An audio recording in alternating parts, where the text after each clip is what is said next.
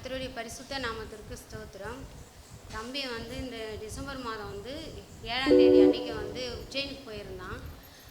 விளையாட்டு மூலிமா போயிருந்தான். அப்படி பார்த்து அவனுக்கு ஃபஸ்ட் நாள் போயிட்டு அங்கே போய் தங்கின பிறகு அங்கே ரொம்ப பனி அதிகமாக இருந்தது. அதன் காரணமாக அவனுக்கு என்ன ஆயிடுச்சுன்னா கையெல்லாம் ஒரு மாதிரி நீல கலரில் மாற ஆரம்பிச்சிச்சு. ஏன்னா பனியோடைய தாக்கம் அவனுக்கு இங்கே இருக்கிற மாதிரி இல்லை, அங்கே கொஞ்சம் அதிகமாகவே இருந்துச்சு. ஒரு மாதிரி விஷப்பனி மாதிரி இருந்தது. அதனால் அவனுக்கு சரீரெல்லாம் ஒரு மாதிரி மாறிடுச்சு. அப்போ போயாச்சு, காலையில் போட்டிக்கு போகணும். ஆனால் அவனால் எழுந்திரிச்சு ரொம்ப பலவீனத்தோடு தான் இருந்தான். என்ன பண்ணுறதுனே தெரியல. அப்போ வந்து ஃபோன் பண்ணி இந்த மாதிரி ஆயிடுச்சுமா அப்படின்னு சொன்னான். நான் உடனே ஃபாஸ்ட் அம்மாவுக்கு ஃபோன் பண்ணி சொன்னேன், அம்மா இது போல் இருக்குதாம்மா, காலையில் மேட்ச் இருக்குதும்மா, என்ன பண்ணுறதுனே தெரியல அப்படின்னு சொன்னேன்.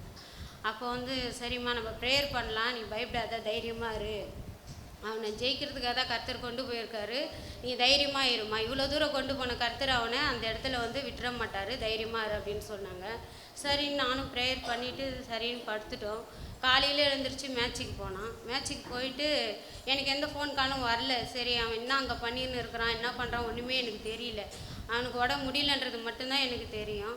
சரின்னு காலையில் ஒரு ஃபோன் வந்தது. ஃபஸ்ட்டு ஃபோன் வந்தது இவன் கூட போன ஒரு தம்பி டிஸ்ட்ரிக்டில் கேட்டிருந்தான், அவங்க பையனுக்கு ஜுரம்லாம் வராதா அப்படின்னு நான் சாட்சியாக சொல்லியிருந்தேன். அதே தம்பி தான் வந்து எனக்கு ஃபோன் பண்ணியிருந்தான். ஆண்டி உங்கள் பையன் செய்யக்குள்ளேயே ஃபஸ்ட்டு அவன் தான் கீழே விழுந்தான் தெரியுமா அப்படின்னு சொன்னான். சரிப்பா விழுந்தா பரவாயில்ல, அவனுக்கு உடம்பு சரியில்லைப்பா, நீங்கள்லாம் நல்லா பண்ணிட்டு வாங்க அப்படின்னு நான் சொல்லிட்டேன். நான் ப்ரேயர் பண்ணுறேன்டா உங்களுக்காக, நீங்கள் வந்து இங்கே விழுப்புரத்துக்கு வந்து நீங்கள் மெடல் அடிச்சுட்டு தான் வரணும் அப்படின்னு நான் சொல்லிட்டேன். அடுத்தது வந்து கொஞ்சம் ஃபோன் வச்சுட்டேன். கொஞ்சம் நேரத்தில் திருப்பி ஒரு பேரண்ட் ஃபோன் பண்ணாங்க. அவங்களும் பண்ணி என்ன சொன்னாங்கன்னா, என்னங்க சிஸ்டர் உங்கள் பையன் விழுந்துட்டான்னு சொல்லி கேள்விப்பட்டேன், இன்னும் அவன் விடுற பையன் இல்லையா, எப்படி விழுந்தான் அப்படின்னாங்க. இல்லைங்க அவனுக்கு உடம்பு சரியில்லை, இந்த பனி அவனுக்கு அங்கே ஒத்துக்கலை அப்படின்னு நான் சொல்லிட்டேன். அப்புறம் கொஞ்ச நேரம் சரின்னு அவங்கக்கிட்டே பதில் சொல்லிட்டு வச்சுட்டேன். ஒரு அரை மணி நேரம் இருக்கும். அதுக்கப்புறம் வந்து மாஸ்டர் ஃபோன் பண்ணார்.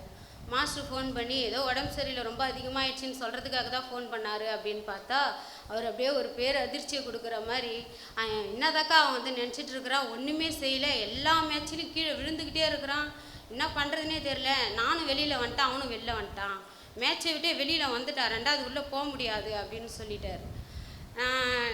நான் எதுவுமே நினைக்கல. அவருடைய நினைப்பு அவ்வளோதான். ஏன்னா எனக்கு ஆண்டவர் வந்து வாக்கு கொடுத்துருக்காரு, நாங்கள் நினச்சதும் நடக்காது, எதுவுமே நடக்காது, மாஸ்டர் நினச்சதும் நடக்காது, அவனுடைய சுயம் எதுவுமே நடக்காது, கர்த்தர் நினைச்சு தான் நடக்கும், அவர் நிலை நிறுத்தது தான் நிலை நிற்கும்னு எனக்கு வாக்குத்தத்தை கொடுத்துருக்காருன்னுட்டு நானும் கம்முன்னு இருந்தேன்.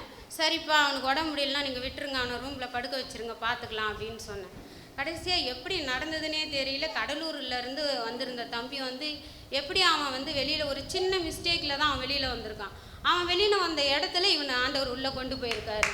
உள்ளே கொண்டு போயிட்டு திரும்பியுமா கொண்டு போயிருக்காரு. மறுபடியும் எல்லாத்துலேயும் நல்லா பண்ணி ஆண்டவருடைய கிருபையினால். ஆனால் ஃபஸ்ட்டு வாரத்திலே இவன் வந்து ஃபோன் பண்ணி எனக்கு அழுதான். மாஸ்டர் பண்ண அடுத்த செகண்ட் இவன் ஃபோன் பண்ணி அழ ஆரம்பிச்சிட்டான். பசங்க எல்லாருமே சொல்கிறாங்க அவன் அழைய அடக்கவே முடியலக்கா, அழுதுகிட்டே இருக்கிறான் அப்படின்னு. நான் ஒரே ஒரு வார்த்தை தான் அவனுக்கு ஃபோனில் சொன்னேன். அவன் கேட்டானா என்னன்னு எனக்கு தெரியாது, ஸ்பீக்கரில் போட சொல்லி தான் சொன்னேன். ஆண்டவர் உனக்கு வாக்கு கொடுத்துருக்குறாரு. ஃபாஸ்ட் அம்மா மூலிமா போன டிஸ்ட்ரிக்ட்டுக்கு முன்னாடியே அவன் வந்து உடம்பு சரியில்லாத படுத்தப்போ ஆண்டவர் அம்மா மூலிமா ஒரு வாக்குத்தத்தம் கொடுத்தாரு. இப்பொழுது இருக்கிற பலத்தோடையே போன்னு சொன்னார். அதே பலத்தோடையே நீ இரு, உன்னுடைய பலத்தோடையே நீ இரு, ஆண்டவர் எல்லாத்தையும் பார்த்து பாடுறா, அவரு கொடுப்பாரு பலன், உனக்கு பலனே கிடையாதுன்றது எனக்கு தெரிஞ்சு போச்சு அப்படின்னு நான் சொல்லிட்டேன். அடுத்ததாக வந்து ஒரு வார்த்தை சொன்னேன். டிசம்பர் மாதத்தை நாங்கள் இங்கே வரக்குள்ள டிசம்பரில் வந்து பிரதர் வாக்குத்தத்தை கொடுத்தாரு. இப்போ சொல்லிட்டு இருந்த அதே வாக்குத்தத்தம் தான். கொஞ்ச கால பாடு அனுபவிக்கிறவங்களே சீர்படுத்தி ஸ்திரப்படுத்தி பலப்படுத்தி நிலைநிறுத்துவார்னு சொன்னார். அதை நான் என் பையன்கிட்ட மாற்றி சொன்னேன். கொஞ்ச நேரத்துக்கு பாடு அனுபவிக்கிற உன்னை கர்த்தர் சீர்படுத்தி ஸ்திரப்படுத்தி பலப்படுத்தி நிலைநிறுத்துவாரா, கண்டிப்பாக நீ வந்து மெடல் அடிச்சுன்னு தான் வருவேன். நான் கோல்டு தான் எதிர்பார்த்தேன். ஏன்னா போகிற இடம்லாம் ஆண்டவர் அவனுக்கு கோல்டு தான் கொடுத்துருந்தாரு. நான் ரொம்ப விசுவாசத்தோடு இருந்தேன். ஆனால் இருந்தாலும் கர்த்தர் வந்து அவனை குறித்து ஒரு திட்ட நோக்கம் வச்சுருப்பார். என்னுடைய நினைவுகளை பார்க்கல அவர் நினைவுகள் பெரியுது. ஏன்னா நான் நினைக்கிறது ஏதோ நடக்காதுன்றது எனக்கு தெரிஞ்சு போயிடுச்சு. அப்புறம் தான் ஆண்டவர் அவனுக்கு ஒரு வெள்ளியும் தனி பிரிவில் ஒரு வெள்ளி வாங்கியிருக்கான்.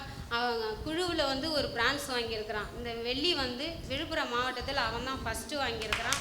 எஸ்டிஎஃப்லேயும் அதே போல் ஆண்டவர் வந்து இந்த தமிழ்நாட்டில் எஸ்டிஎஃப்ல வெள்ளி பதக்கம் வந்து மால் கம்பத்தில் அவன் தான் எடுத்துகிட்டு வந்திருக்கிறான். அது கர்த்தருக்கு கொடான கோடி நன்றி செலுத்துகிறேன்.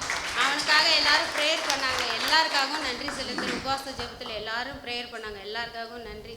பிரதருக்கு நன்றி, சிஸ்டருக்கு நன்றி. ஏன்னா எல்லாருமே எனக்கு கால் பண்ணி பேசினாங்க. ஏன்னா அந்தளவுக்கு அவனுக்கு உடம்பு முடியாமல் இருந்தது.